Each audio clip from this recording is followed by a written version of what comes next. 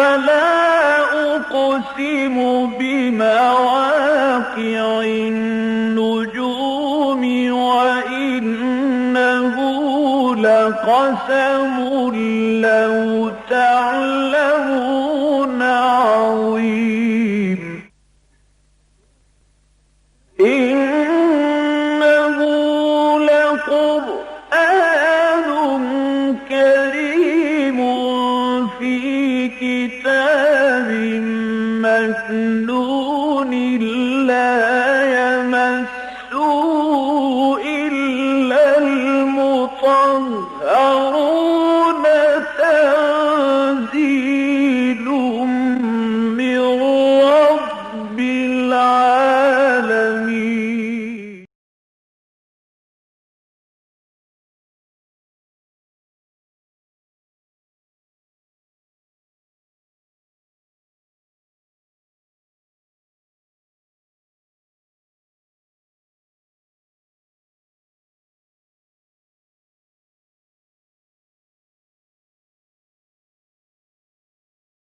أعوذ بالله من الشيطان الرجيم.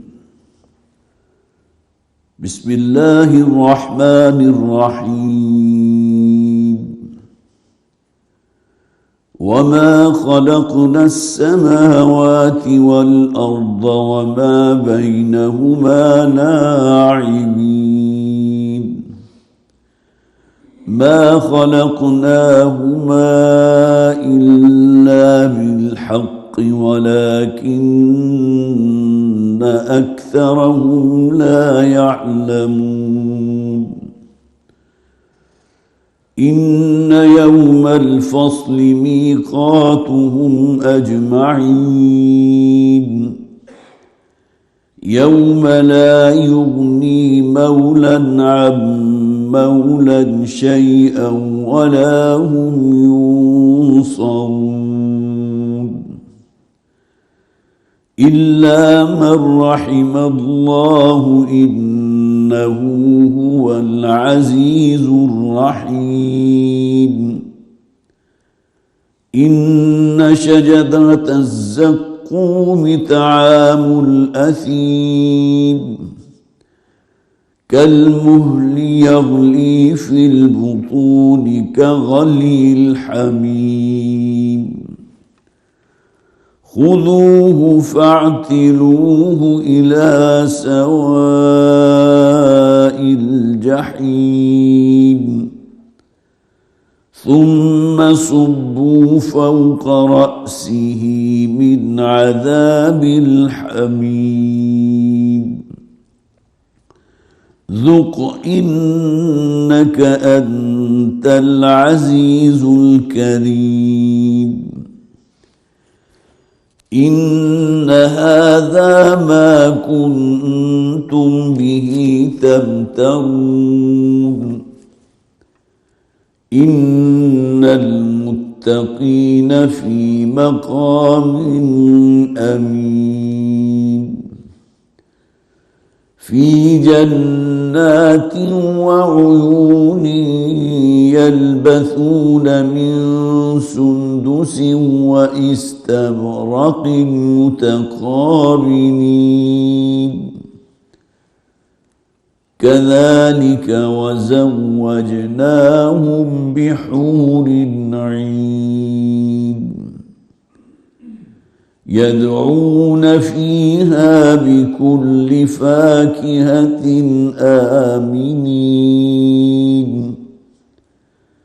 لا يذوقون فيها الموت إلا الموتة الأولى ووقاهم عذاب الجحيم فضلا من ربك ذلك هو الفوز العظيم فإنما يسرناه بلسانك لعلهم يتذكرون فارتقب إنهم ينتقمون. صدق الله العظيم. رب اشرح لي صدري ويسر لي أمري واحلل عقدة من لساني يفقهوا قولي. اللهم ألهمنا رشدنا وأعذنا من شرور أنفسنا. آمین یا رب العالمین. سورہ دخان کی آخری آیات ابھی میں نے آپ کے سامنے تلاوت کی ہیں. بہت ہی اختصار کے ساتھ ایک مرتبہ ہم جائزہ لے لیں. یہ سورہ مبارکہ 3 رکوع اور 59 آیات پر مشتمل ہے، اور مکی دور کے ابتدائی 4، 5 یا 6 سال کا دورانیہ ہے جس میں یہ سورت نازل ہوئی. اس عرصے کے دوران پھر شروع ہی میں اس میں ہم نے لیلۃ المبارکہ کا ذکر پڑھا، جس کے بارے میں صرف ایک بہت ہی شاذ حضرت اکرمہ ان کی رائے موجود ہے کہ یہ نصف شعبان کی شب کا ذکر ہے، جبکہ تقریباً تمام محدثین نے اور جو بھی فہم رکھنے والے ہیں انہوں نے اس سے مراد وہی لیلۃ القدر لیا ہے، جس کو ہم یہ سمجھتے ہیں کہ رمضان کے آخری عشرے کی کوئی ایک طاق رات ہے کہ جو لیلۃ القدر ہے، جس میں اللہ نے قرآن حکیم نازل فرمایا تھا. لیکن ایک اختلاف ہے، لہٰذا میں نے اس موقع پر بھی تفصیلاً ذکر کیا تھا اس روایت کا. پھر شروع میں دخان کا لفظ ہم نے پڑھا. دخان دھوئیں کو کہتے ہیں، اسی سے سورت کا نام ماخوذ ہے. لیکن یہاں بھی 2 آراء ہیں. اکثر و بیشتر جو آراء ہے وہ اسی کے حق میں ہیں کہ یہ دخان اصل میں وہ ہے جو کہ قیامت کی علامات میں سے ایک علامت ہے. حضرت ابو ہریرہ رضی اللہ تعالیٰ عنہ راوی ہیں اس حدیث کے، جس میں وہ فرماتے ہیں کہ حضور نے ارشاد فرمایا کہ جب تک 10 چیزیں جو ہیں وہ واقع نہ ہو جائیں اس وقت تک قیامت واقع نہیں ہوگی. اس میں سورج کا جو ہے مغرب سے طلوع ہونا بھی ہے اور بہت سی اور باتیں بھی ہیں، اور انہی میں ایک بات یہ بھی ہے کہ ایک دھواں ہوگا کہ جو چھا جائے گا اور لوگوں کو ہانک کر جو ہے وہ یمن کی طرف لے جائے گا. لیکن دوسری رائے جو ہے اس کے بارے میں بھی بعض دلائل ہیں. حضرت عبداللہ ابن عباس رضی اللہ تعالیٰ عنہ ان کا کہنا کہ یہاں اصل میں اس دخان سے مراد ہے کہ جو ایک قحط مکہ میں جو ہے وہ وارد ہوا تھا، جس کی وجہ سے پوری فضا جو ہے وہ ڈسٹ تھی اور بہت شدید قحط پڑا تھا. پھر یہ کہ ایک وفد مشرکین کا پھر حضور صلی اللہ علیہ وسلم کی خدمت میں حاضر ہوا اور آ کر یہ بات کی کہ اپنے رب سے دعا کیجئے کہ اللہ تعالیٰ یہ جو مصیبت ہمارے اوپر طاری کر دی گئی ہے اس کو ہم سے دور کر لے. اللہ کے رسول نے دعا کی اور وہ پھر عذاب ان پر سے ٹال دیا گیا. جیسا کہ وہ آیات ہم نے تفصیل سے پڑھ لی تھی، جس میں پوری واقعہ جو ہے اس حوالے سے بالکل اس کی تصویر لفظی بھی موجود ہے. پھر حضرت موسیٰ علیہ السلام کا ذکر، اور اس میں خاص طور پر وہ کہ جو بارہا ہم نے پڑھا، وہ عصا جو سمندر پر مارا اور اس میں رستہ پیدا ہو گیا. حضرت موسیٰ بنی اسرائیل کو لے کر نکل گئے اور فرعون اور آل فرعون اور لشکر جو ہے وہ پھر اس میں غرق کر دیے گئے. لیکن ایک بات جو ہم نے یہاں خاص طور پر پڑھی تھی، وَأَوْرَثْنَاهَا قَوْمًا آخَرِينَ، پچھلی مرتبہ کا جو ہمارا درس تھا، اور ہم نے ان کے وہ تمام باغات اور وہ محلات اور وہ بہترین جو اپنے لیے عالی شان بنگلے انہوں نے تعمیر کیے تھے، اس کا وارث پھر ایک اور قوم کو بنا دیا.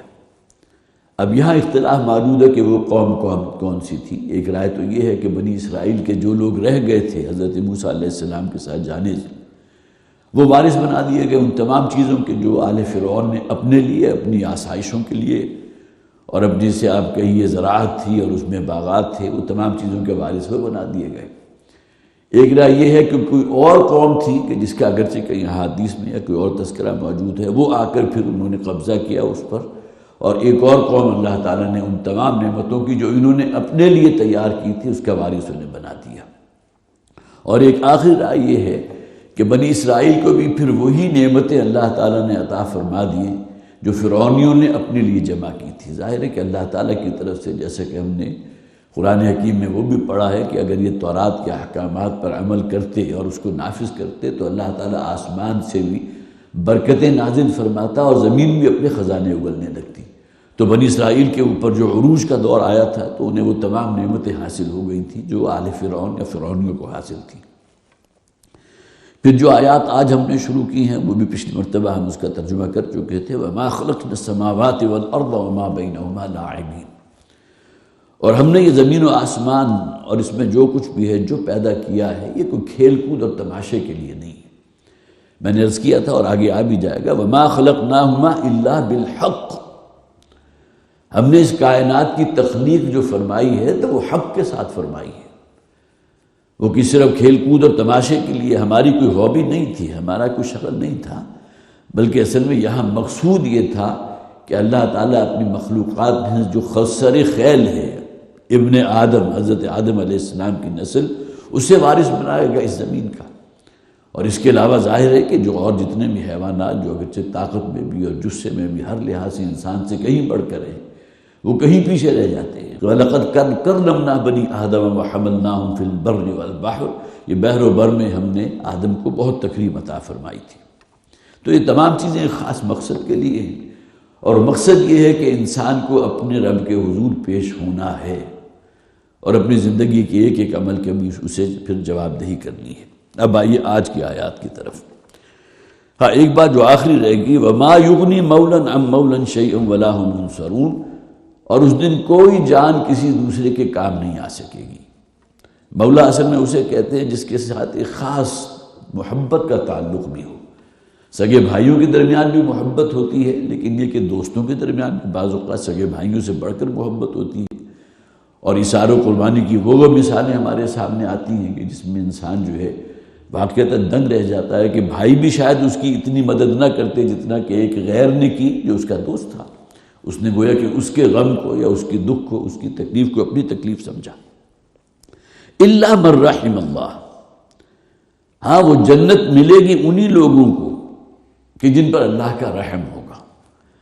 اب یہ وہ ہے کہ جس میں حضرت ابو ہریرہ رضی اللہ تعالیٰ عنہ کی روایت ہے، بخاری شریف میں یہ موجود ہے، جس میں نبی اکرم صلی اللہ علیہ وسلم نے فرمایا کہ دوڑو اور لپکو جنت کے حصول کے لیے، شددو، اور اس میں شدت پیدا کرو، جیسے کہ سورہ حدید میں فرمایا گیا نا، سابقوا الی مغفرۃ من ربکم وجنۃ عرضھا کعرض السماء والارض، لپکو اور دوڑو اللہ کی مغفرت کی طرف اور اس جنت کے حصول کے لیے کہ جس کا عرض جو ہے، جس کی لمبان اور چوڑان اس زمین و آسمان، اس کائنات سے بھی بڑھ کر ہے۔ تو یہ جو فرمایا گیا الا من رحم ربی، سوائے یہ کہ جس پر میرا رب ہی رحم فرما دے، جس پر اللہ رحم فرما دے۔ تو حضرت ابو ہریرہ فرماتے ہیں رضی اللہ تعالیٰ عنہ، بخاری شریف میں روایت موجود ہے کہ ایک موقع پر حضور نے لوگوں کو ترغیب دی کہ لپکو اور دوڑو اللہ کی اس نعمت کی طرف، اس جنت کے حصول کے لیے، اللہ کی رضا کے لیے، اور کوئی شخص بھی جنت میں مجرد اپنے عمل کی بنیاد پر داخل نہیں ہو سکے گا۔ گویا کہ صرف عمل نہیں ہے جو انسان کو جنت تک پہنچا دے، جب تک کہ اللہ کی رحمت اس کی دستگیری نہ فرما لے۔ الا من رحم اللہ، سوائے ان لوگوں کے جنہیں اللہ تعالیٰ کی رحمت اپنی آغوش میں لے لے۔ اور میں نے عرض کیا تھا کہ ایک صحابی نے حضور سے سوال بھی کیا صلی اللہ علیہ وسلم کہ یہ معاملہ جو ہے کیا آپ کا بھی معاملہ ایسا ہے؟ تو حضور نے فرمایا بالکل میرا معاملہ بھی ایسا ہی ہے، اور آپ نے فرمایا ان یتغمدنی اللہ برحمتہ، اللہ تعالیٰ کی رحمت جب تک میری دستگیری نہیں فرمائے گی میں بھی جنت میں داخل نہیں ہوں گا۔ یہ حضور کی ایک عاجزی اور انکساری بھی ہے، حالانکہ محبوب رب العالمین ہے، رحمت للعالمین ہے، لیکن یہ کہ بہرحال سوال کے جواب میں حضور نے پھر یہی فرمایا۔ ان شجرۃ الزقوم، اب یہاں جو آیات ہے بڑی خوفناک آیات ہے۔ قرآن حکیم میں جہاں جنت کی نعمتوں کا ذکر ہے بہت دل نشین انداز میں، حور و قصور کا ذکر موجود ہے، لحم طیر کا ذکر موجود ہے، ہر وہ شے جو تمہاری خواہش ہوگی تمہاری طلب وہاں پوری کر دی جائے گی۔ گناہ کا تو خواہش کا ہونا یا طلب کا ہونا اس کا کوئی امکان ہی نہیں ہے، کسی برائی کی طرف انسان کی رغبت نہیں ہوگی، لیکن یہ کہ جو کچھ تم چاہو گے، جو تمہارے جی میں آئے گا، وَلَكُمْ فِيهَا مَا تَشْتَهِيهِ الْأَنفُسُ، جو تمہاری جانیں چاہیں گی وہاں تمہارے لیے پیش کر دیا جائے گا۔ تو اس کے بالکل برعکس جو ہے وہ پھر جہنم کا ذکر آتا ہے، تو وہ بھی بہت خوفناک انداز میں آتا ہے۔ ان شجرۃ الزقوم، یقیناً ایک درخت ہے کہ جس کا نام نامی ہے زقوم۔ تقریباً تمام ہی تراجم میں اس کا ترجمہ کیا گیا ہے سینڈ کا درخت یا سینڈ کا پودا۔ اب ممکن ہے سینڈ کا پودا کہیں عرب میں پایا جاتا ہو یا ممکن ہے بر صغیر میں بھی ہوتا ہو، جو انتہائی کڑوا اور بدبودار ہوتا ہے، گویا کہ وہ زہر کے موافق ہے، لیکن یہ صرف اس کا ترجمہ کر دیا کہ اصل زقوم ہے کیا اور اس کی کیفیت کیا ہوگی، اس کے کھانے کے بعد اس کے اثرات کیا ہوں گے اور کس طرح وہ مجبور ہو کر اسے کھانے پر جو ہے وہ مجبور ہوں گے، اس کا ذکر قرآن میں 3 مختلف مقامات پر ہے۔ اور یہ اصول جو ہے والد محترم بھی اکثر و بیشتر بیان کیا کرتے تھے، جو بھی اہم مضمون ہوتا ہے وہ قرآن میں کم سے کم 2 یا 3 مرتبہ لازم ریپیٹ ہوتا ہے۔ سورۃ دخان کی پہلے آیات پڑھ لیجئے، پھر جو 2 اور مقامات ہیں اس کا بھی میں آپ کے سامنے ترجمہ رکھوں گا۔ ان شجرۃ الزقوم طعام الاثیم، یقیناً یہ جو زقوم کا درخت ہے یہ کھانا ہوگا ان لوگوں کے لیے جو اثیم ہیں۔ دیکھیے یہاں کافر کا لفظ نہیں آیا، مشرک کا لفظ نہیں آیا، بلکہ اثیم کا لفظ آیا، گناہ گار۔ اب ظاہر ہے کہ گناہ گار ہونا یہ ایک اتنا براڈ سپیکٹرم ہے کہ جس میں کوئی مسلمان بھی تو گناہ گار ہو سکتا ہے نا، فاسق و فاجر بھی ہو سکتا ہے۔ جس طرح منافقت کے بارے میں آپ کو معلوم ہے احادیث بھی موجود ہیں، قرآن حکیم میں بھی ذکر موجود ہے۔ وہ لوگ کہ جو غزوہ تبوک میں حضور کے ساتھ نہیں گئے تھے، میں تو بسا اوقات سوچا کرتا ہوں کہ اگر اس زمانے میں یا آپ یا کوئی اور لوگ موجود ہوتے تو کتنے ایک ہمت کر پاتے، جبکہ اس قدر سخت قحط تھا اور شدید گرمی کا عالم تھا اور تقریباً 750 میل کا سفر تھا، تو کتنے لوگ ہوں گے کہ جو ہمت ہار گئے ہوں گے۔ لیکن سوائے چند صحابہ کے کہ جنہیں واقعتاً کوئی مجبوری تھی، اس کے علاوہ یہ ہے کہ سب کے سب کو قرآن نے تو منافق قرار دے دیا۔ اور بہت ہی جسے آپ کہیے کہ غضب والی آیات ان لوگوں کے لیے سورہ توبہ کے اندر آپ پڑھیں گے کہ جن کا شمار ان لوگوں میں ہوا جنہوں نے غزوہ تبوک میں نبی اکرم صلی اللہ علیہ وسلم کا ساتھ نہیں دیا تھا۔ تو قرآن حکیم تو جو کسوٹی ہمارے سامنے رکھتا ہے وہ تو بڑی سخت کسوٹی ہے، اس کے اوپر پورا اترنا اور اس کے مطابق اپنے آپ کو گویا کہ پری کوالیفائی کرنا جسے کہتے ہیں، وہ کوئی آسان کام تو نہیں ہے۔ تو طعام الاثیم، گناہ گاروں کا وہ کھانا ہوگا۔ گویا کہ جہاں جنت میں لوگوں کو جو پرندوں کا گوشت بھی ہے اور ہر نوع کے جو ہے نعمت انہیں حاصل ہوگی، اس کے مقابلے میں جہنمیوں کا کھانا کیا ہوگا؟ زقوم کا درخت۔ ان شجرۃ الزقوم طعام الاثیم کالمہل یغلی فی البطون۔ مہل کے مختلف تراجم کیے گئے، ایک پگھلی ہوئی کوئی دھات، اسے بھی مہل کہتے ہیں، اور اس کا آپ تصور کیجئے کہ وہ ٹیمپریچر کے جو لوہے کو یا دھات کو پگھلا دے، اس کے اندر تپش کتنی ہوگی؟ ہزاروں ڈگری سینٹی گریڈ یا کم سے کم سینکڑوں ڈگری سینٹی گریڈ تو ہوگا۔ تو ہر وہ شے جو مایع کی شکل اختیار کر لے حدت کی وجہ سے وہ مہل کہلاتی ہے۔ پگھلی ہوئی دھات ہے، پگھلا ہوا، بلکہ آپ کو معلوم ہے کہ جو زمین کے اندر اس کے پیٹ میں جو ٹیمپریچر ہے اس میں تو پتھر بھی پگھل جاتے ہیں، اور یہ جو لاوا نکلتا ہے وہ گویا کہ پگھلے ہوئے پتھروں ہی کی بارش ہوتی ہے کہ جو وہ راکھ کی شکل میں یا لاوے کی شکل میں پھر وہ کئی بلندی پر جا کر جب گرتی ہے تو کئی فٹ اونچی جو ہے وہ تہ اس کی جم جاتی ہے، اور جو بھی بستیاں نیچے ہوتی ہیں سب کی سب دفن ہو جاتی ہیں۔ تو کل مہل، اس سے ایک تیل کی تلچھٹ بھی مراد لی گئی۔ تیل جب جوش مار رہا ہو تو اس کا جو ٹیمپریچر ہوتا ہے اور جس طرح وہ ایک تلچھٹ اس کے اوپر جھاگ کی شکل میں آ جاتی ہے، اس کا بھی ترجمہ کیا گیا۔ اسی طرح کھولتا ہوا کوئی بھی سیال مایع، جس میں آج مثال دی جا سکتی ہے کولتار کی، جس کو آپ کول کہتے ہیں، اس کے اندر بھی کس قدر حدت و تمٹر، یہ تمام چیزیں گویا کہ مراد دی جا سکتی ہیں۔ کل مہل یغلی فی البطون، گویا کہ جب اس درخت کے پھل کو کھائیں گے تو ایسے ہوگا گویا کہ پگھلا ہوا تانبا ہے کہ جو ان کے معدوں میں اور پیٹوں میں اتار دیا گیا ہو، یغلی فی البطون، جو ان کے پیٹ میں جا کر بھی جوش مارے گا۔ تھوڑا وقت گزرنے کے بعد تو کوئی بھی گرم شے جو ہے وہ ٹھنڈی ہو جاتی ہے نا، ہمارے نارمل جو بھی حواس خمسہ ہیں اس میں یہی چیز آتی ہے۔ اگر آپ سردی کا موسم ہے تو گرم چائے رکھیں گے تھوڑی دیر بعد ٹھنڈی ہو جائے گی، اس کے برعکس گرمی میں ہوگا کہ ٹھنڈی ہوگی تو وہ گرم ہو جائے گی، لیکن یہ نہیں، بلکہ اس کو جیسے ہی وہ پیٹ میں ڈالیں گے تو وہ ایسے جوش مارے گا جیسے کہ وہ پگھلا ہوا تانبا ہے۔ یغلی فی البطون کغلی الحمیم، جیسے کہ جوش مارتا ہے ابلتا ہوا پانی۔ خذوہ فاعتلوہ الی سواء الجحیم، اول تو یہی عذاب کتنا سخت ہے اس کا ہم تصور نہیں کر سکتے۔ جس طرح قرآن حکیم جنت کی نعمتوں کا جب ذکر کرتا ہے تو حضور نے فرمایا نہ کسی آنکھ نے دیکھی، نہ کسی کان نے سنی، نہ کسی کے قلب و ذہن پر اس کا کوئی ادراک واقع ہوا۔ یہی معاملہ جہنم کی مصائب کا بھی ہے، جہنم کی تکالیف کا بھی ہے۔ تو فرمایا خذوہ فاعتلوہ الی سواء الجحیم، اپنی جگہ وہ کتنا بڑا عذاب، زقوم کا درخت اور اس کا پھل یا اس کا پھل کا الفاظ بھی اس کے لیے مناسب نہیں ہے، جو گویا کہ پگھلے ہوئے تانبے کی طرح جوش مارے گا۔ پھر کہا جائے گا پکڑ لو اب اس کو، اس لیے کہ موت تو نہیں ہے۔ اس دنیا میں تو یہ سلوک کسی کے ساتھ کیا جائے تو فوری طور پر موت واقع ہو جائے، اور اس کے لیے تو سب سے بڑی بلیسنگ ہی موت ہوگی کہ جس نے اسے اس تکلیف سے نجات دلا دی۔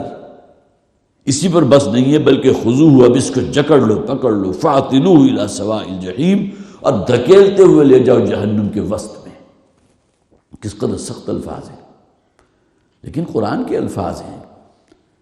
اس کے اندر نہ کوئی رد و بدل ہو سکتا ہے، نہ اس میں کوئی نرمی پیدا ہو سکتی ہے۔ مشرکین مکہ نے تو پورا زور لگایا تھا کہ کسی طرح قرآن کی بات میں کوئی نرمی پیدا ہو جائے، یہ بڑی سخت بات کرتا ہے، تو کچھ جو ہے لے دے کر کوئی معاملہ ہو جائے۔ وَدُّوا لَوْ تُدْهِنُ فَيُدْهِنُونَ، یہ چاہتے یہ ہیں کہ اے نبی صلی اللہ علیہ وسلم آپ ذرا اپنے موقف میں قرآن کی عبارتوں کے اندر ذرا کوئی نرمی پیدا کر لیں، اس میں کوئی تخفیف پیدا کر لیں، تو یہ بھی آپ کے سامنے نرم پڑ جائیں گے۔ جبکہ یہ آیات جو ہیں اس میں کوئی چیز مبالغہ مانتے ہیں، قرآن میں کوئی شے مبالغہ نہیں ہے، قرآن میں جو کچھ ہے وہ حق ہے۔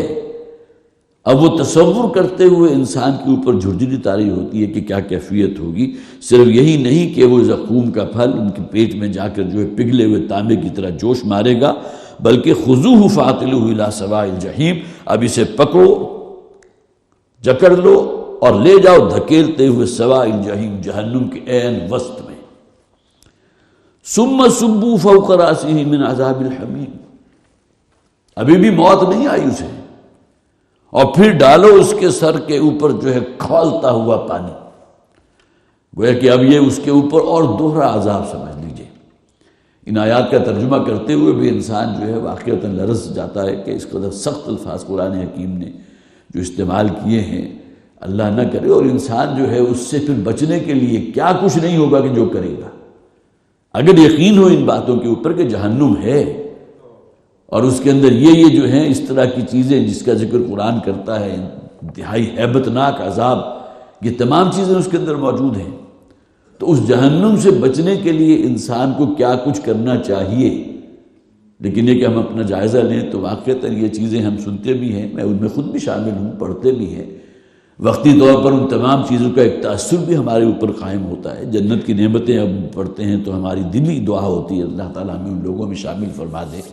لیکن اب یہ الفاظ جہاں جہنم کے عذاب کا ذکر ہے، اب یہ الفاظ پڑھتے ہوئے تو انسان کے اوپر جھرجھری طاری ہونی چاہیے۔ اور صرف جنت کا حصول نہیں بلکہ جیسا کہ آگے آ بھی جائے گا، سب سے بڑی کامیابی یہ ہے کہ اللہ نے تمہیں ان عذابوں سے بچا لیا۔ جنت تو گویا کہ ایک ایڈیشنل شے ہے نا جو تمہیں مل گئی، ورنہ اللہ تعالیٰ نے فقد فاز جو فرمایا گیا، وَمَنْ زُحْزِحَ عَنِ النَّارِ وَأُدْخِلَ الْجَنَّةَ، آگے اس کا حوالہ آ جائے گا، جو شخص بھی اس دن جہنم سے بچا لیا گیا اور جنت میں داخل کر دیا گیا تو اصل کامیابی تو اس شخص کی ہے۔ تو ان شجرۃ الزقوم طعام الاثیم کالمہل یغلی فی البطون کغلی الحمیم خذوہ فاعتلوہ الی سواء الجحیم ثم صبوا فوق راسہ، جو اکثر ترجمہ کیا کرتا ہے پھر تڑیڑ ڈالو، جس طرح تڑکا لگایا جاتا ہے اس کے سر کے اوپر کھولتے ہوئے پانی کا، ذق، اور پھر اسے کہا جائے گا اب مزہ چکھو اس عذاب کا، انک انت العزیز الکریم، تم دنیا میں بڑے اکڑ فوں تھے، بڑی تمہاری گردن اکڑی رہتی تھی، اپنے آپ کو العزیز سمجھتے تھے۔ دیکھیں حالانکہ شان اللہ کی ہے، اللہ العزیز الکریم تو اللہ کی ذات ہے نا، لیکن جب انسان کے اندر فرعونیت پیدا ہوتی ہے تو وہ پھر اپنے آپ کو اللہ سے کم نہیں سمجھتا بلکہ اللہ کے احکامات کو پاؤں تلے روکتا ہے،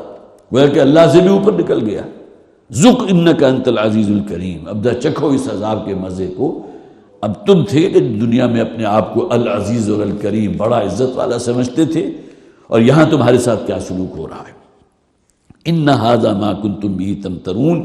یہ ہے وہ عذاب اور وہ جہنم جس کے بارے میں تم شک و شبے میں مبتلا رہتے تھے۔ یہ تو ایسی ڈراوے کے لیے باتیں کر دی گئی ہیں قرآن نے، باقی ہے کہ یہ چیز کیسے ممکن ہے۔ وہ درخت کے جو جہنم کی جڑ سے نکلے گا، اول تو اس کا امکان ہی نہیں کہ کوئی آگ میں سے بھی کوئی درخت اگتا ہو، آگ تو ہر شے کو بسم کر دیتی ہے، اور اس دن وہ تمام چیزیں ان کے سامنے ہوگی تو کہا گیا ذق انک انت العزیز الکریم ان ھذا ما کنتم بہ تمترون، یہ ہے وہ حقائق کہ جن کے بارے میں تم شک و شبہ میں مبتلا رہتے تھے۔ اب دیکھیے ایک مقام تو یہ ہے، جیسے کہ میں نے عرض کیا تھا 3 مقامات ہیں، اب یہ دوسرا مقام دیکھیے، سورہ واقعہ کی آیت نمبر 51 سے لے کے آیت نمبر 55 تک۔ ثم انکم ایھا الضالون المکذبون، اور پھر اے وہ لوگوں جو بہک گئے تھے راہ حق سے اور جو جھٹلانے والے تھے، قرآن کے جھٹلانے والے قولاً بھی، اور اس میں بہرحال ہمیں اپنے آپ کو بالکل نچنت نہیں ہو جانا چاہیے، قرآن کی تکذیب عملاً ہم بھی کرتے ہیں، تو وہ ایک جھلک جو ہے گویا کہ ہمیں اپنے اوپر بھی طاری کرنی چاہیے۔ ثم انکم ایھا الضالون المکذبون، اگرچہ مکی صورت ہے، اس کے بارے میں کوئی اختلاف نہیں کہ یہاں مراد وہی لوگ ہیں کہ جو مشرک تھے، جو نبی اکرم صلی اللہ علیہ وسلم کی مخالفت کے درپے تھے۔ ایھا الضالون المکذبون، اے راہ حق سے بھٹکے ہوئے لوگوں اور جھٹلانے والے، لآکلون من شجر من زقوم، تمہیں لازماً کھانا ہوگا اس دن زقوم کے درخت کا پھل، جس کا ابھی ہم نے تذکرہ پڑھا، فمالئون منہ البطون، اور پھر ظاہر ہے کہ اوپر تو فرشتے کھڑے ہوں گے، نہیں کھاؤ اس کو، اور پھر تمہیں بھرنا ہوگا اپنے پیٹ کو اسی سے، فشاربون علیہ من الحمیم، اور پھر یہ کہ تمہیں پلایا جائے گا وہ پانی کے جو کھولتا ہوا ہے، وہاں تیل کی تلچھٹ کے الفاظ ہم نے پڑھے، پگھلی ہوئی دھات اسے بہل کرتے ہیں، لآکلون من شجر من زقوم فمالئون منہ البطون فشاربون علیہ من الحمیم فشاربون شرب الہیم، اور وہ تونسے ہوئے اونٹ کی طرح اس پانی کو پیئیں گے، گویا کہ وہ اندر جا کر وہ زقوم جو ہے جو آگ لگائے گا اور جو جوش مارتے ہوئے الفاظ ہم نے پڑھے سورہ دخان کے اندر، اس کی وجہ سے جو شدید پیاس اور تڑپ پیدا ہوگی، تو توسا ہوا اونٹ جسے کئی ہفتوں سے پانی نہ ملا ہو، اور وہ جس طرح جو ہے وہ پانی پیتا ہے جو عام روٹین سے بالکل ہٹ کر اس کا ایک طرز عمل ہوتا ہے، توسے ہوئے اونٹ کی طرح تم پانی پیو گے، ھذا نزلھم یوم الدین، یہ ہوگا اصل میں اس دن ان کی مہمان نوازی کا انداز۔ مہمان ہے نا، ایک مہمان ہے اہل جنت اور ایک یہ ہے، نزول تو انہی کو کہتے ہیں جو مہمان نوازی کی جاتی ہے، تو گویا کہ ان کی مہمان نوازی کی جائے گی اس زقوم کے درخت سے۔ اب تیسرا مقام دیکھ لیجئے تاکہ یہ کہ ایک مرتبہ یہ تینوں ہی مقام ہمارے نگاہ سے گزر جائیں۔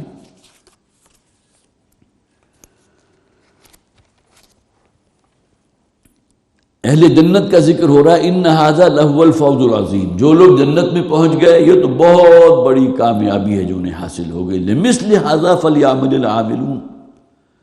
تو ان جنتیوں کے سے عمل کرو نا، اگر عمل کرنے ہیں تو وہ عمل کرو جو اللہ کی فرما برداری والے عمل ہیں، جن کی بنیاد پر تم جنت تک پہنچ جاؤ گے۔ اذالک خیر نزلا ام شجرۃ الزقوم، اب یہ دیکھیے تیسری مرتبہ آ گیا، کیا یہ انجام جو اہل جنت کا ہے یہ بہتر ہے یا وہ زقوم اور سینڈ کا درخت؟ انا جعلناھا فتنۃ للظالمین، اس کو ہم نے ان ظالموں کے لیے، ان مشرکوں کے لیے، اور وہاں اسیم کا لفظ ہم نے پڑھا، فاسق و فاجر اور گناہ گاروں کے لیے ہم نے ایک بہت بڑی آزمائش بنایا ہے، وہ درخت اور اس کا پھل۔ ان ھذا شجرۃ تخرج فی اصل الجحیم، اب یہ آیہ مبارکہ جب نازل ہوئی تو مذاق اڑایا گیا تھا، یہ وہ درخت ہے کہ جو جہنم کی جڑ سے اکھلے گا، گویا کہ آگ میں اس کی پرورش ہو رہی ہوگی، ظاہر ہے کہ جس شے کی پرورش آگ میں ہو رہی ہو، نشو و نما آگ میں ہو رہی ہو، تو اس کے اندر خاص کس قسم کے ہوں گے۔ انہا شجرۃ تخرج فی اصل الجحیم طلعها کأنہ رؤوس الشیاطین، اس درخت کا پھل جو ہے اس کے خوشے ایسے ہوں گے گویا کہ شیطانوں کے سر ہیں، جس طرح کوئی خوفناک ترین شے آپ کے سامنے پیش کر دی جائے جس کو دیکھ کر طبیعت کے اندر شدید کراہت جو ہے اور ایک فرار پیدا ہو، کوئی خوفناک، رؤوس الشیاطین کہا گیا، گویا کہ شیطانوں کے سر ہیں۔ فإنہم لآکلون منہا فمالئون منہ البطون، اور پھر یہی پھل ہوگا کہ جو انہیں کھانا ہوگا اور اسی سے بھریں گے اپنے پیٹ کو. ثم ان لہم علیہا لشوبا من حمیم، اور ان کے بعد اس کے اوپر جو ہے دیے جائیں گے تریڑے کھولتے ہوئے پانی کے. ثم ان مرجعہم لإلی الجحیم، اور پھر انہیں گھسیٹتے ہوئے جہنم میں ڈال دیا جائے گا. یہ 3 مقامات سورہ صافات کی آیات جو ابھی میں نے آپ کو سنائی، اور سورہ دخان کی جو آیات ابھی ہم نے پڑھی ہیں، اور اس کے ساتھ سورہ واقعہ کی آیات. واقعہ یہ ہے کہ جہاں بھی جہنم کے عذابوں کا ذکر ہے، یہ سخت ترین آیات ہیں کہ جو ہمارے مطالعے میں اب بھی آئی ہیں، اور اس سے پہلے بھی جو مقامات ہم پڑھ چکے اس میں آتی رہیں. پھر اللہ سے ہم دعا کرتے ہیں پروردگار ہمیں اہل جنتیوں کے رستے پر چلا، کہیں ایسا نہ ہو کہ ہمارا شمار ان لوگوں میں ہو کہ جن کا انجام یہاں اس انداز میں بیان کیا گیا. تو ان ھذا ما کنتم بہ تمترون، یہ ہیں وہ جہنم کی وہ عذاب جن کے بارے میں تم بڑا شک کیا کرتے تھے. ان المتقین فی مقام امین. اب ذکر آیا متقین کا فوری کنٹراسٹ. اگر جہنم کی ان جسے آپ کہیے کہ تکالیف کا ذکر ہے، تو اب یہ جنتیوں کا ذکر آ رہا ہے، لیکن یہ بہت مختصر ہے، بہت زیادہ طویل نہیں ہے. اگر آپ نے زیادہ نعمت اس میں پڑھنی ہو تو وہ سورہ رحمان اور سورہ واقعہ کے اندر بہت ہی خوبصورت انداز میں اہل جنت کو جو نعمتیں ملیں گی اس کا ذکر موجود ہے. ان المتقین فی مقام امین، یقیناً یہ متقین جو ہیں وہ بہت ہی چین اور سکون کی جگہ پر ہوں گے. امین، امین اصل میں امن سے نکلا، جیسے کہ سورہ فتح کے آخر میں فرمایا گیا نا لَتَدْخُلُنَّ الْمَسْجِدَ الْحَرَامَ إِنْ شَاءَ اللَّهُ آمِنِينَ مُحَلِّقِينَ رُؤُوسَكُمْ. بڑے سکون کے ساتھ، بڑے اطمینان کے ساتھ، جسے کوئی اضطراب نہ ہو، کوئی چنتا نہ ہو، کوئی پریشانی نہ ہو، کوئی غم نہ ہو. یہ باطنی کیفیت کبھی کسی انسان پر ہوتی ہے تو اسے جو سکون اور راحت ملتی ہے اس کا شاید کبھی کبھی تجربہ آپ کو ہوا ہو. لیکن یہ کہ جنت میں جو جس کی کیفیت کیا ہوگی، یہ دنیاوی جو سکون ہے، جو راحت ہے، اس کو آپ ملٹیپلائی کر دیجئے کہ کوئی کروڑ سے، تو اس سے بڑھ کر وہ ایک گویا کی لذت ہوگی کہ جو وہاں اہل جنت کو حاصل ہوگی، جہاں جسے فرمایا گیا فی مقام امین، بہت ہی پرسکون جگہ ہوگی، بہت ہی امن والی جگہ، جہاں چین ہی چین ہے، سکھ ہی سکھ ہے، کسی غم کا، کسی دکھ کا، کسی مصیبت، کسی بیماری کا کہیں دور دور تک کوئی امکان نہیں ہے. اب یہ وہ زندگی ہے جو اہل جنت کو فراہم ہوگی. اللہم ربنا اجعلنا منہم فی جنات وعیون. اب یہاں پھر الفاظ ہوئے جو ہمارے ذہنوں کے قریب ہو کر اللہ تعالیٰ استعمال فرماتے ہیں. ظاہر ہے کہ باغ ہے، باغ کا سہانا منظر ہے، ہریالی ہی ہریالی ہے، انواع و اقسام کے پھول کھلے ہوئے ہیں. فرض کیجئے کہ باد نسیم جو ہے وہ بھی چل رہی ہے، کوئی شبنم کے قطرے بھی آپ کو نظر آ رہے ہیں، پھر کوئی جھرنے کی جو ہے مدھم سی آواز بھی آپ کے کانوں میں آ رہی ہے، پرندوں کے چہچہانے جو ہے اس کی وجہ سے گویا کہ وہ بھی اللہ کے حمد کے ترانے الاپ رہے ہیں. تو جو خوبصورت سے خوبصورت منظر انسان اپنے ذہن میں لا سکتا ہے، فی جنات وعیون، وہ ہوں گے چشموں میں، جھرنوں میں اور ان باغات میں. ظاہر ہے کہ یہ وہ باغات نہیں ہیں جو کہیں دنیا میں پیدا کیے جا سکے. شداد نے بھی کوئی ایک جنت بنائی تھی اور اس نے کہا تھا کہ یہ جنت ہے اصل میں، اور اس وہاں حوروں کا بھی اور ان تمام چیزوں کا بھی بندوبست کیا گیا تھا. لیکن کیا اس کا کوئی مقابلہ کیا جا سکتا ہے اس جنت سے جس کا اللہ تعالیٰ نے وعدہ فرمایا، کہ جس کی نعمتوں کا حال یہ ہے کہ نہ کسی انسان کے کان نے سنی ہے، نہ آنکھوں نے دیکھی، نہ کوئی کسی قلب و ذہن پر اس کا کوئی وہ ادراک ہو سکتا ہے. ان المتقین فی مقام امین، یقیناً متقین ہوں گے بہت ہی امن اور چین کی زندگی بسر کر لیں گے، بہت ہی عمدہ جگہ پر ہوں گے. فی جنات وعیون، وہ باغوں میں ہوں گے کہ جہاں چشمے اور جھرنے بہہ رہے ہوں گے. یلبسون من سندس و استبرق متقابلین، اور ان کے پہناوے وہ ہوں گے کہ جو باریک ریشم اور گاڑھے ریشم سے بنے ہوئے ہوں گے. متقابلین، ایک دوسرے کو فیس کرتے ہوئے بیٹھے ہوں گے. جس طرح ہوتا ہے نا، بڑا ریلیکسنگ انداز ہوتا ہے. بہت سی گاڑیاں بھی ایسی ہیں کہ جن کی سیٹیں گھوم جاتی ہیں، گویا کہ اگر کہیں لمبا سفر ہے تو بجائے یہ کہ ایک شخص جو ہے وہ صرف فرنٹ ویو کو دیکھ رہا ہے، ان کے پیچھے والی رو جو ہے وہ نہیں دیکھ پا رہی، آپس میں گفتگو بھی کرنا چاہتے ہیں، تو بعض گاڑیوں کے اندر یہ آپشن ہوتی ہے کہ ان کی سیٹیں گھوم جاتی ہیں، وہ پھر گویا کہ ایک دوسرے کے مد مقابل آ جاتے ہیں. بڑا ریلیکسنگ سا ماحول ہوتا ہے. تو قرآن حکیم میں بہت سے مقامات پر اس کا ذکر بھی کیا گیا کہ وہ متقابلین ہوں گے، ایک دوسرے کو فیس کرتے ہوئے ہوں گے، گاؤ تکیے لگائے ہوئے بیٹھے ہوں گے. وہی بات کہ جو انسان سوچ سکتا ہے دنیا میں نعمتوں کا، جو کلائمیکس بھی اس کے انسان کے ذہن میں آ سکتا ہے، وہ تمام چیزیں اس کے اندر شامل ہیں۔ اور یہ جو ذکر کیا گیا کہ ریشم باریک بھی اور موٹا دبیز ریشم بھی، اس کی بڑی خوبصورت مثال ہمارے ہاں دی جاتی ہے۔ جس طرح گرمیوں میں عام طور پر جو پہناوا ہوتا ہے تو اوپر کا جو لباس ہوتا ہے وہ ململ کا ہوگا یا وائل کا ہوگا یا لون کا ہوگا، اسے فرض کیجیے کلف بھی دیا ہوا ہے، وہ تو ظاہر ہے ہر شخص کی اپنی اپنی ایک استطاعت ہے جو بھی اس کے لیے بندوبست کر سکے۔ لیکن نیچے کا جو پہناوا ہوتا ہے کہ جو اس کے سطر کو بھی ڈھانپ رہا ہے، اس کی ٹانگوں کو بھی کور کر رہا ہے، وہ ذرا دبیز ہوتا ہے، وہ لٹھے کا ہوگا، اوپر ململ ہوگا تو نیچے لٹھا ہوگا۔ تو اسی طرح کے پہناوے جو ہیں وہ اہل جنت کو بھی وہاں فراہم کیے جائیں گے کہ جو ان دونوں چیزوں کا مرکب ہوں گے، کہ وہ ایک بالکل بہت نرم سی ململ کہ جو کہیں کوئی جسے کہیے کہ جسے چھوتے ہوئے یا احساس بھی انسان کا بہت ہی ریشم کی طرح بڑا نرم سا احساس ہو، یا جس طرح ہمارے ہاں مثال دی جاتی ہے کہ استر لگا ہوتا ہے بعض پہناووں کے اندر تاکہ یہ کہ کھردرا پن جو ہے کسی کپڑے کا وہ محسوس نہ ہو، تو استر ہوں گے بہت ہی باریک ریشم کے، اور اوپر جو ریشم ہوگا وہ بہت قیمتی ہوگا اور بہت وہ دبیز ریشم ہوگا۔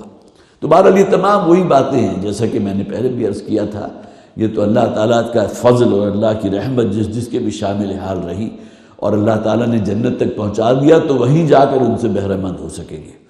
یہاں تو قرآن حکیم جو بھی ذکر کرتا ہے تو گویا کہ پھر وہی بات عرض کر رہا ہوں کہ ہمارے ذہن کے نزدیک ہو کر اور انہی الفاظ کا سہارا لے کر کہ جو ہم اپنے ذہن میں نقشہ قائم کر سکتے ہیں وہی چیزیں ہمارے سامنے آتی ہیں۔ یلبسون من سندس و استبرق متقابلین، وہ پہنے ہوئے ہوں گے وہ کپڑے کے جو ریشم کے ہیں، باریک ریشم بھی اور گاڑھا بھی اور موٹا ریشم بھی، متقابلین ایک دوسرے کو فیس کیے ہوئے بیٹھے ہوں گے۔ کذالک، یہ تو تمام نعمتیں اپنی جگہ، وزودناہم بحور عین، ابھی ایک ڈائمنشن باقی ہے نا، یہ تو سینسول گریٹیفیکیشن جو ہے اس میں مختلف شیڈز ہوتے ہیں، پیٹ کھانے کو مانگتا ہے، اس میں لذت ہونی چاہیے۔ آج کل ہماری لذت جو ہے مختلف یہ ٹیسٹ انہانسرز ایسے شامل کر دیے جاتے ہیں مختلف پروڈکٹس کے اندر کہ اس کے اندر لذت جو ہے بڑی دوبالا ہو جاتی ہے، اگرچہ سب کے سب وہ کیمیکلز ہوتے ہیں۔ اور اب تو واٹس ایپ کے ذریعے آپ حضرات تک بھرمار آ چکی ہوگی ان تمام چیزوں کی کہ جو ہم بڑے شوق سے کھاتے ہیں، اور اس کے اندر کیا کیا کیمیکل استعمال ہوتے ہیں جو ہمارے لیے کلنگ ہیں، کینسر پروڈیوسنگ کیمیکلز ہوتے ہیں کہ جو شامل ہوتے ہیں صرف اس کا ٹیسٹ بڑھانے کے لیے۔ مجھے کسی صاحب نے بتایا بھی تھا کہ جو کالی مرچ ہوتی ہے، کالی مرچ کے اندر وہ کوئی مزہ بھی اور اس کی ترشی کو تیز کرنے کے لیے بھی ایک کیمیکل ایجاد کر لیا گیا، لہذا آپ نے تھوڑی سی بھی چٹکی بھی اگر کالی مرچ کی ڈالی تو نیچرل کالی مرچ کے اندر وہ تلخی یا وہ ترشی نہیں ہوتی کہ جو 10 گنا اس کے اندر آ جاتی ہے، کیونکہ بہت ہی تھوڑی سی کوانٹٹی میں آپ نے ڈالا اور اس کے بعد جو ہے اس کے نقصانات اپنی جگہ، لیکن یہ کہ اس کا ٹیسٹ بہت بڑھ گیا۔ تو ظاہر ہے کہ جنت کی باتیں ایسی نہیں ہے کہ جہاں ان چیزوں کو آرٹیفیشلی جو ہے وہ کیا جائے گا لوگوں کے اندر لذت پیدا کرنے کے لیے۔ یہ تمام نعمتیں تو وہ ہیں جس کا تعلق ہمارے گویا کہ اس کے ساتھ ہے، کھانے پینے کے ساتھ ہے، پوشاک کے ساتھ ہے، لیکن یہ کہ جہاں تک معاملہ انسان کا ایک اور دوسرا جو اسپیکٹ ہے وَزَوَّجْنَاهُمْ بِحُورٍ عِین، اور پھر ہم انہیں بیاہ دیں گے، حور حورا کی جمع ہے، حورا کہتے ہیں بہت ہی اچھی گوری چمکدار رنگت والی خاتون کو حورا، تو اس کی جمع حور ہے، اور عین کہتے ہیں بہت ہی موٹی اور بہت خوبصورت آنکھوں والی ہیں۔ تو یہ دونوں چیزیں یہاں جمع کر دی، بحور عین، ہم ان کی تزویج فرما دیں گے، ہم ان کو نکاح میں دے دیں گے، ہم ان کی تزویج ان کی زوجیت میں دے دیں گے وہ حوریں کہ وہ بہت ہی خوبصورت اور بہت ہی گوری رنگت والی خواتین جو بہت خوبصورت اور موٹی آنکھوں والی ہوں گی، یدعون فیہا بکل فاکہۃ آمنین، اور وہاں وہ منگوائیں گے اپنے لیے ہر نوع کے میوے بھی اور پھل۔ پھر وہاں آمنین کا لفظ آ گیا، پہلے فی مقام امین پڑھا تھا، بہت پرسکون انداز میں۔ ہمارے ہاں تو ہوتا ہے نا کہ بھی جلدی ہے، کوئی کام ہے، چلو بھی جلدی جلدی لے کر آؤ، اتنی دیر کیوں لگا لی، بار بار گھڑی دیکھ رہے ہیں، یہ ہو رہا ہے، اور وہاں وہ اس قسم کا کوئی ماحول ہے ہی نہیں۔ وہ تو گویا کہ بالکل وہ چیز ہے کہ جس میں انسان اس دنیا کی ان تمام چیزوں کی نگیشن کر دے۔ عام طور پر یہ سوال بھی اٹھایا جاتا ہے جی پھر وہاں کرنے کے کام کیا ہوں گے، یہاں تو انسان اپنے لیے بڑی مصروفیت ڈھونڈ لیتا ہے، فارغ بندہ بیٹھ نہیں سکتا۔ اب جب وہ سارے کے سارے جسے آپ کہیے انسان کا جغرافیہ ہی چینج ہو جائے گا تو ظاہر ہے کہ ان سوالوں کے جواب تو پھر وہی جا کر ملیں گے نا، اس کا ہم یہاں بیٹھ کر تو کوئی تصور نہیں کر سکتے۔ اور اس کے اوپر پھر بہت ہی جسے آپ کہیے کہ مضحکانہ انداز میں ان نعمتوں کا ذکر کیا جاتا ہے، اور اس کے بعد یہ کہ جو آدمی تو یہاں فارغ تو بیٹھ ہی نہیں سکتا، تو وہاں کرنے کو کیا کام ہوگا؟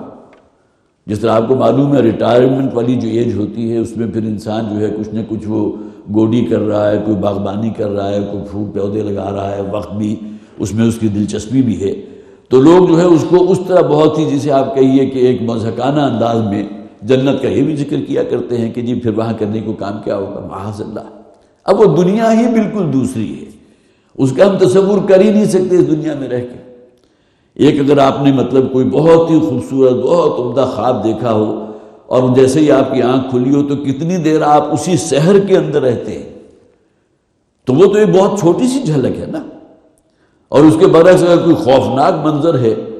اور جس میں معلوم ہوا کہ جان کے لالے پڑے ہوئے ہیں، آپ کا کوئی تعاقب ہو رہا ہے، کوئی آپ کے جو ہے خون کے درپے ہے اور آپ کو قتل کرنا چاہتا ہے، جیسے ہی آپ کی آنکھ کھلتی ہے تو اللہ کا شکر ادا کرتے ہیں کہ میں اپنے بستر پر ہوں۔ حالانکہ اس وقت انسان نفسیاتی طور پر تو بالکل اپنے آپ کو، اور اس کا ممکن ہے کہ پورا جسم جو ہے وہ بھی پسینے میں نہایا ہوا، یہ تو تجربات ہمیں دنیا میں ہوتے ہیں۔ تو یہاں فرمایا گیا وَزَوَّجْنَاهُمْ بِحُورٍ عِينٍ، ہم ان کو بیاہ دیں گے بہت ہی خوبصورت موٹی آنکھوں والی گوری رنگت والی خواتین سے جو حوریں ہوں گی۔ اور اس میں بھی پھر بہت سے سوال غامدی صاحب سے بھی کیے گئے تھے اور انہوں نے اس کا جواب بھی دیا تھا، تو بہت ہی ایک استہزائیہ سے انداز میں دیا تھا، پھر پورا مجمع جو ہے وہ ٹھٹے لگا کر ہنس بھی پڑا تھا جب انہوں نے کہا کہ جی کہ حوریں تو کوئی نہیں ہوں گی، وہ اصل میں آپ کی بیویاں ہی ہوں گی کہ جو آپ کو وہاں دے دی جائیں گی حور کی شکل میں۔ تو پھر اس پر کچھ کہا اٹھا، تو پھر انہوں نے یہ کہا کہ پھر آدمی سوچتا ہے ایسی جنت میں جانے کا فائدہ ہی کیا، جہاں وہی بیوی ہاتھ آئے گی کہ جو اس دنیا میں تھی۔ معاذ اللہ ثم معاذ اللہ۔ گویا کہ وہ اس ڈائمنشن کو ابھی اپنے اوپر جسے کہتے ہیں طاری کرنا بھی، چونکہ وہ غیب کی چیزیں ہیں، یہ تو وہیں جا کر جو بھی ہمارے بزرگ اس دنیا سے اب آنکھیں موند چکے ہیں، اب وہ گویا کہ اس زندگی میں داخل ہو چکے ہیں، وہ جو کیفیات ہیں آخرت کی وہ ان کے ساتھ بیت رہی ہے۔ اور ہماری دعا ہے کہ ہمارے تمام بزرگ جو ہے جنت میں اعلیٰ مقامات پر ہو، ان کی قبریں جو ہیں وہ واقعتاً حضور کی اس حدیث کے مصداق کہ اللہ تعالیٰ جنت کی کھڑکیوں میں سے جو ہے کھڑکی کھول دیتا ہے جو ان کے لیے راحت کا سبب بنتی ہے، ان کی ارواح جو ہیں علیین میں شامل ہوں، تو جو کیفیت وہاں ہوگی اس کو ہم الفاظ میں بیان نہیں کر سکتے۔ یدعون فیہا بکل فاکہۃ آمنین، وہاں وہ منگوائیں گے اپنے لیے ہر نوع کا پھل بھی اور میوہ بھی، آمنین بڑی تسلی سے، بہت ہی دل جمعی کے ساتھ، بہت چین اور سکون، جیسا کہ ہم نے پڑھا فی مقام امین، وہ جگہ ہی ایسی ہے کہ جہاں کے چین اور سکون، جس میں کوئی چنتا، کوئی غم نہیں ہے، کوئی اندیشہ نہیں ہے، نہ مستقبل کے بارے میں کوئی خوف ہے، نہ ماضی کے بارے میں کوئی انسان کو جو ہے وہ کوئی پچھتاوا ہے، کوئی شے نہیں ہے۔ لا یذوقون فیہا الموت الا الموتۃ الاولی، اور وہ نہیں چکھیں گے کسی موت کو وہاں مگر وہی موت کے جو پہلے ان پر گزر چکی۔ یہ دنیا کی موت ہے نا، اس دروازے سے گزرنے کے بعد انسان پھر گویا کہ عالم برزخ یا پھر عالم آخرہ، آخر میں تو آخرت ہے، اس میں داخل ہوتا ہے۔ تو یہ ایک موت ہے۔ اہل جہنم کا چونکہ ذکر کیا گیا تو اس کا ذکر تو قرآن میں کئی جگہ موجود ہے۔ وہ کہیں گے کہ اپنے جو داروغہ ہوگا فرشتہ ان کے مقرر کے رب سے کہیں کہ ہمارے اوپر موت طاری کر دے تاکہ اس جہنم کے عذاب سے ہم کسی طرح بچ سکیں، اس کی تکلیف سے اپنے آپ کو بچا سکیں۔ اور پھر کہیں یہ بھی کہا گیا، ان سے کہا جائے گا صرف ایک موت کو نہ پکارو، بہت سی موتوں کو پکارو، اس لیے کہ ایک موت سے کام نہیں چلے گا۔ کلما نضجت جلودہم بدلناہم جلودا غیرہا، جب یہ کھالیں جھلس جائیں گی، اور ظاہر ہے کہ برن بھی خاص ڈگری تک ہی ہوتا ہے نا، 80% 90% برن ہو جائے تو انسان کی موت واقع ہو جاتی ہے۔ تو اللہ تعالیٰ فرماتے ہیں کہ ہم ان کی جلدوں کو پھر دوبارہ بنا دیں گے تاکہ یہ کہ اس جہنم کے اس عذاب کا مزہ چکیں۔ آیات بہت سخت، پھر وہ میں عرض کر رہا ہوں، لیکن یہ کہ اس کے باوجود انسان اگر جو ہے اپنے اندر کوئی تبدیلی پیدا نہ کرے اس جہنم کے ڈر اور خوف سے اور جنت کی امید میں، سابقوا الی مغفرۃ من ربکم وجنۃ عرضها کعرض السماء والارض الا الموتۃ الاولی، سوائے اس موت کے جو گزر چکی، جس دروازے سے گزر کے تم یہاں پہنچے ہو، خواہ وہ اہل جنت میں سے ہو یا اہل جہنم میں سے ہو، فضلا من ربک۔ دیکھیے اس کا بڑا گہرا تعلق ہے، ووقاہم عذاب الجحیم فضلا من ربک۔ تمہارے رب کا سب سے بڑا فضل یہ ہے کہ اس نے تمہیں جہنم سے بچا لیا، اور واقعہ یہ ہے سورہ آل عمران میں جو فرمایا گیا ہے نا، کل نفس ذائقۃ الموت، ہر ذی نفس کو موت کا مزہ تو چکھنا ہی ہے۔ اس کے بعد آگے تھوڑا سا آگے جا کے فرمایا فمن زحزح عن النار وادخل الجنہ، ذکر مقدم کیا گیا جہنم سے رستگاری، جسے اس دن جہنم سے رستگاری مل گئی، جو جہنم سے بچا لیا گیا، فمن زحزح عن النار وادخل الجنہ، اور جنت میں داخل کر دیا، فقد فاز، تو وہ یہ لوگ ہیں کہ جو اصل میں کامیاب ہیں۔ تو اصل فضل تو اللہ کا تم پر یہ ہوا کہ اس نے تمہیں جہنم کے عذاب سے بچایا۔ وَوَقَاهُمْ عَذَابَ الْجَحِيمِ فَضْلًا مِّن رَبِّكَ، کہ تمہارے رب کا بڑا فضل ہوا کہ اس نے تمہیں جہنم سے بچایا اور جنت میں داخل کر دیا، اگرچہ اس میں تمہاری اپنا کسب ہے، اپنی کمائی ہے، یہ دنیا ہی سے تم کما کر لائے تھے کہ جس کا پھل بہترین ریوارڈ یہاں جنت کی شکل میں تمہیں ملا ہے۔ ذَلِكَ هُوَ الْفَوْزُ الْعَظِيمُ، اور سب سے بڑی کامیابی یہی ہے،